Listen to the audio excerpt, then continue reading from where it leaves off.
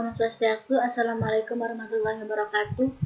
Salam sejahtera bagi kita semua. Di sini saya akan mempresentasikan kembali materi mengenai revisi tes awal glikolisis sel darah merah dan fermentasi sel ragi.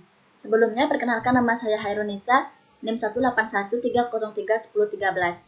Kita langsung saja pada pembahasan materi yang pertama, di mana pada percobaan ini memiliki tujuan untuk mengamati proses glikolisis di dalam sel ragi dan sel darah merah, dan mengamati pengaruh inhibitor seperti fluorida dan arsenat terhadap proses glikolisis. Apa yang dimaksud dengan proses glikolisis dan apa perbedaan glikolisis pada sel ragi dengan yang terjadi pada sel darah manusia. Nah, di sini menurut saya glikolisis itu sendiri merupakan jalur utama dalam metabolisme karbohidrat untuk menghasilkan suatu energi. Glikolisis adalah pemecahan D-glukosa yang dioksidasi menjadi pirufat yang kemudian dapat direduksi menjadi laktat. Nah, pada eksperimen metabolisme ini dilakukan pengamatan terhadap proses glikolisis yang terjadi pada di dalam sel ragi dan yang terjadi di dalam sel darah merah. Pada manusia dan hewan, hasil akhir proses glikolisis anaerob yaitu asam laktat, sedangkan pada sel ragi yaitu etanol dan CO2. Sedangkan glikolisis sel ragi disebut sebagai fermentasi atau peragian. Pada umumnya glikolisis ini terjadi pada tumbuhan, fungi, dan bakteri. Proses fermentasi sering disebut sesuai dengan hasil akhir yang terbentuk. Misalnya, fermentasi alkohol, bila hasil akhirnya fermentasi berupa alkohol, menurut hasil samping yang terbentuk.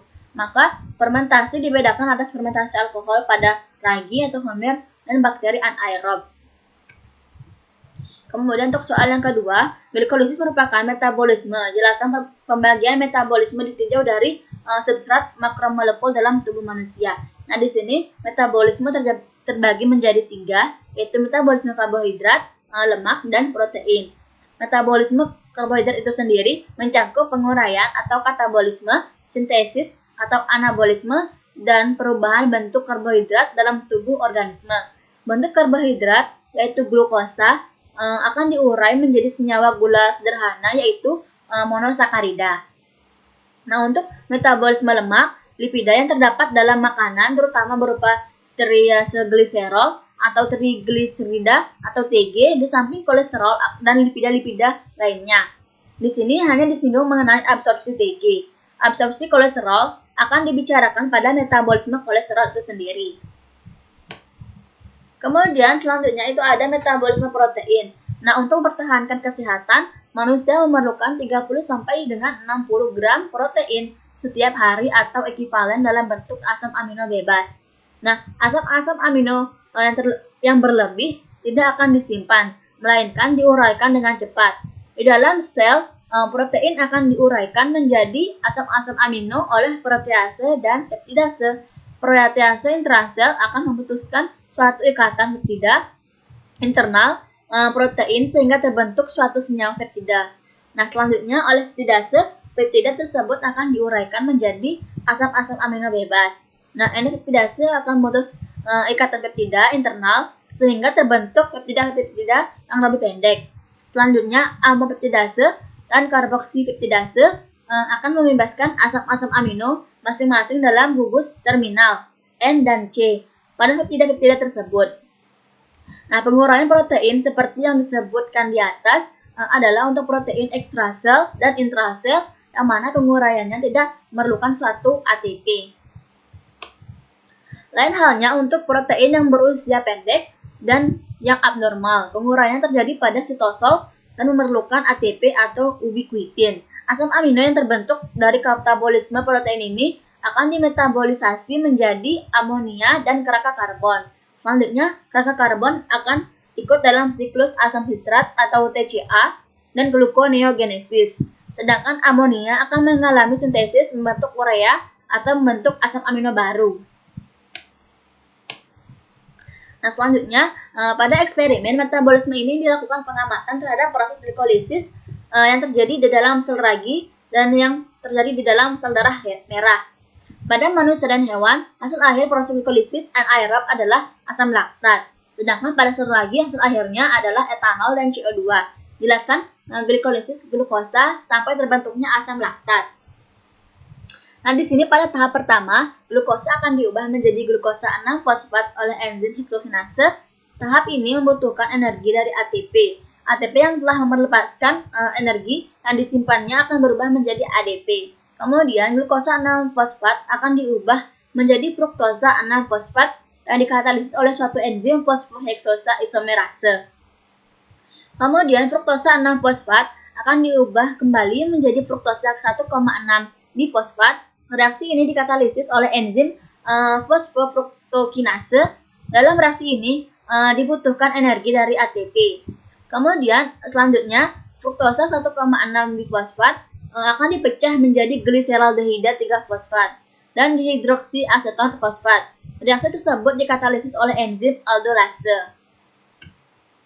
Kemudian selanjutnya satu molekul dihidroksiaseton fosfat yang terbentuk akan diubah menjadi gliseraldehida 3-fosfat oleh enzim triosa fosfat isomerase.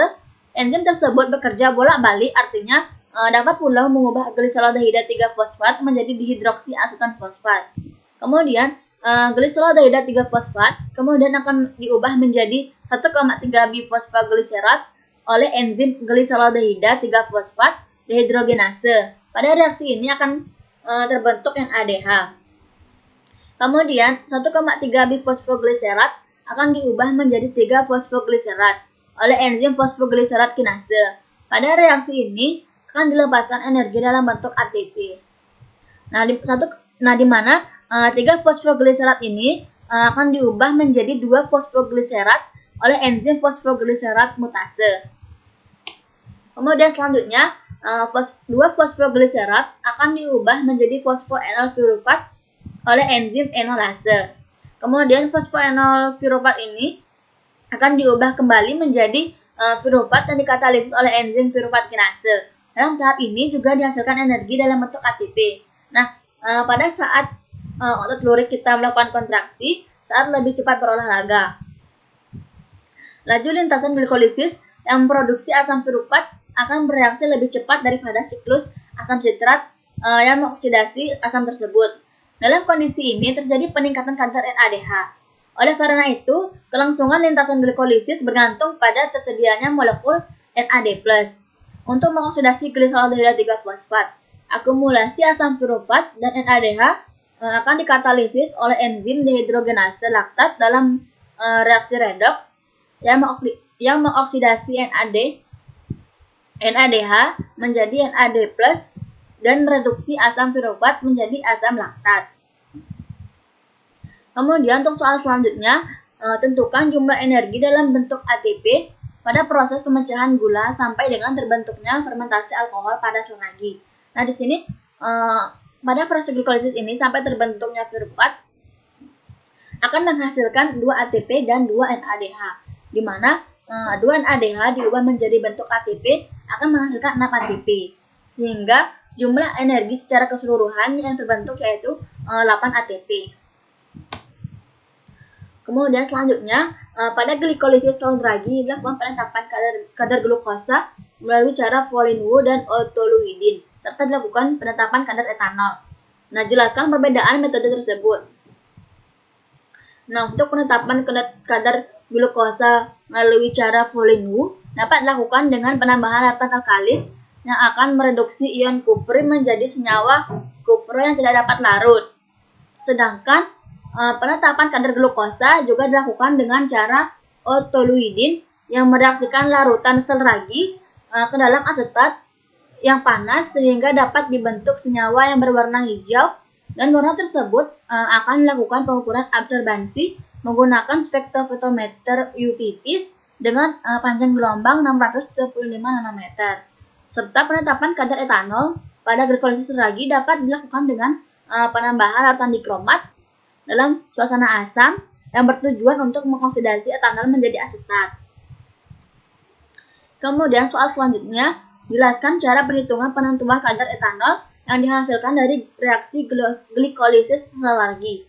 Nah, di sini menggunakan persamaan reaksi kadar etanol sama dengan AB minus AU per AS dikurang AU dikali 0,5 dikali 0,5 per 100 dikali 100 per 0,5 dikali 100 per 0,5 gram per desiliter.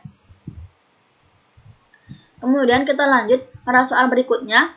Jelaskan langkah-langkah cara membuat larutan buffer KRP 0,1 molar Krebs Ringer fosfat buffer pH 7,2 sampai dengan 7,4. Nah, di sini langkah yang pertama yaitu dengan NaCl 1,5 molar, di mana 87,66 gram NaCl dalam 1 liter Aquades. Kemudian KCl 0,15 molar, kemudian fosfat buffer pH 7,4, di mana menggunakan senyawa NaH2PO4 dikali 2H2O 15,6 gram dalam 1 liter. Kemudian 0,1 molar Na2HPO4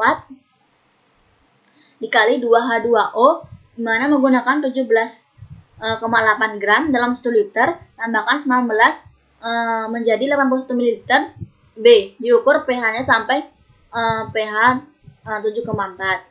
Kemudian 5,6 gram KCl dalam 500 ml air atau Aquades.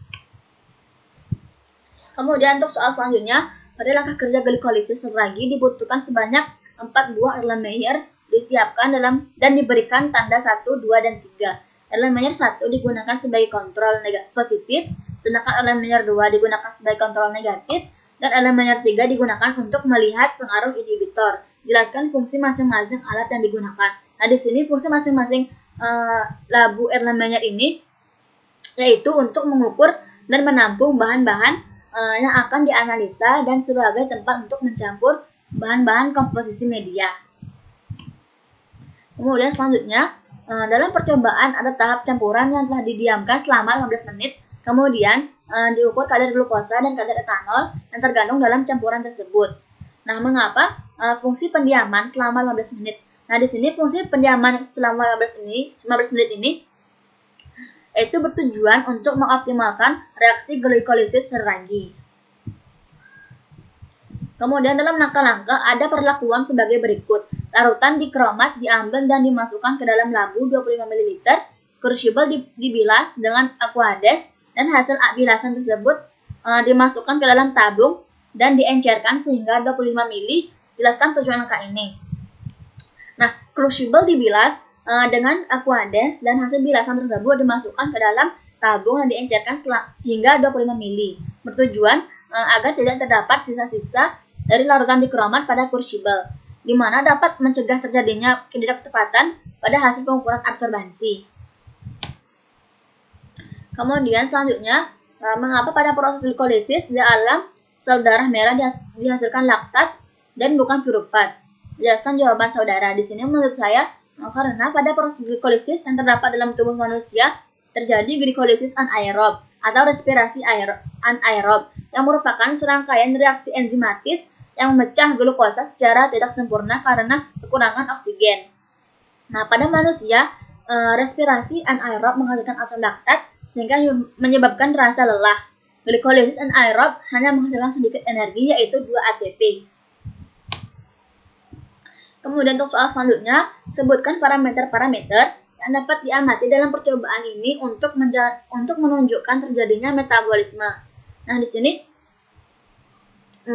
parameter-parameter yang diamati pada percobaan ini yaitu kadar glukosa dan kadar produk atau etanol yang dihasilkan dari proses glikolisis. Kemudian selanjutnya, jelaskan mekanisme kerja fluorida dan asernat dalam menghambat glikolisis. Nah, di sini penambahan fluorida di mana bekerja dengan cara ion fluorida menginhibisi enolase enzim yang membutuhkan ion magnesium dengan cara membentuk kompleks molekul antara fosfat inorganik membentuk magnesium fosfat. Kemudian penambahan arsenat akan menghambat glikolisis dengan bentuk 1 arseno 3 fosfogliserat oleh enzim gliseraldehida 3 fosfat dehidrogenase sehingga menginterferensi pembentukan ATP pada tingkat substrat. Pada langkah tersebut, yang terjadi seharusnya yaitu gliseraldehida 3 fosfat menjadi 1,3 di fosfogliserat. Namun yang terjadi yaitu 1 arseno 3 fosfogliserat. Kemudian pada soal selanjutnya, sebutkan langkah-langkah percobaan glikolisis dalam sel ragi dan sel darah merah manusia. Nah, di sini untuk glikolisis seragi Langkah-langkah percobaannya yaitu sebanyak 4 buah Erlenmeyer disiapkan dan diberikan tanda 1, 2, dan 3. Erlenmeyer 1 digunakan sebagai kontrol positif, Erlenmeyer 2 digunakan sebagai kontrol negatif, dan Erlenmeyer 3 digunakan untuk melihat pengaruh inhibitor. Nah, pada Erlenmeyer 1 dimasukkan suspensi ragi roti sebanyak 14 ml dan larutan glukosa 2% sebanyak 2 ml. Nah, Erlenmeyer 2 dimasukkan 14 ml suspensi ragi roti yang telah dididihkan dan larutan glukosa 2% sebanyak 2 ml. Erlenmeyer 3 dimasukkan suspensi ragi roti sebanyak 13,5 ml, larutan fluorida 0,5 ml dan 2 ml larutan glukosa 2%. Erlenmeyer yang telah disiapkan campuran dipolak-balikkan sebanyak 3 kali dan didiamkan selama 15 menit dalam suhu kamar. Campuran yang telah didiamkan selama 15 menit, kemudian diukur kadar glukosa dan kadar etanol yang terkandung dalam campuran tersebut. Selanjutnya pada langkah-langkah percobaan glikolisis sel darah, di mana sebanyak 4 tabung reaksi disiapkan dan diberi tanda tabung 1, 2, dan 1, 2, 3, dan 4. Dalam hal ini, tabung 1 digunakan sebagai kontrol positif, tabung 2 digunakan sebagai kontrol negatif, dan tabung 3 sebagai pengaruh inhibitor fluorida, dan tabung 4 sebagai pengaruh inhibitor arsenat. Nah, pada tabung 1 dimasukkan sel darah merah 50% sebanyak 0,5 ml, kemudian dapat KRP pH 7,4 sebanyak 7 ml. Tabung 2 dimasukkan sel darah merah 50% sebanyak 0,5 ml, dapat KRP-nya pH 7,4 sebanyak 7,7 ml yang telah dididihkan selama 5 menit. Kemudian pada tabung 3 dimasukkan sel darah merah 50% sebanyak 0,5 ml, dapat KRP-nya pH 7,4 sebanyak 6,5 ml. Kemudian tabung 4 dimasukkan sel darah merah 50% sebanyak 0,5 ml dan dapat KRP-nya pH 7,4 sebanyak 6,5 ml. Setelah bercampur, didiamkan hingga terbentuk suspensi. Setelah terbentuk suspensi, tabung 3 ditambahkan sebanyak 0,5 ml larutan fluorida, tabung 4 ditambahkan larutan arsenat 0,5 ml, tabung keempat reaksi ditambahkan dengan 1 ml larutan glukosa 0,5%. Kemudian, untuk glikolisis sel darah, di mana langkah percobaannya yaitu campuran yang terbentuk, kemudian lanjutkan campuran yang terbentuk dikeram dalam penangas air selama 30 menit dan lakukan pengujian kadar glukosa pada keempat tabung dengan menggunakan metode Volin-Wu yang sebelumnya filtrat yang dihasilkan dibebaskan oleh protein. Filtrat yang dibebaskan dari protein dapat dibuat dengan aquades yang dimasukkan ke dalam labu Erlenmeyer dan ditambahkan suspensi sel darah merah dan labu digoyangkan secara perlahan. Campuran ditambahkan dengan larutan Na tungstat 10% dan H2SO4 2/3 normalitas secara perlahan dengan labu yang digoyangkan secara perlahan. Labu Erlenmeyer ditutup dan didiamkan selama 10 menit sehingga larutan berwarna coklat. Larutan disaring dan filtrat yang dihasilkan ditampung untuk dilakukan pengujian kadar glukosa dengan cara Volin-Wu. Nah, untuk soal selanjutnya, jelaskan perbedaan antara glikolisis yang terjadi di dalam sel ragi dan dalam hal produk yang terbentuk dan enzim yang berperan. Nah, di sini glikolisis dalam sel ragi, produk yang dihasilkan yaitu etanol dan CO2.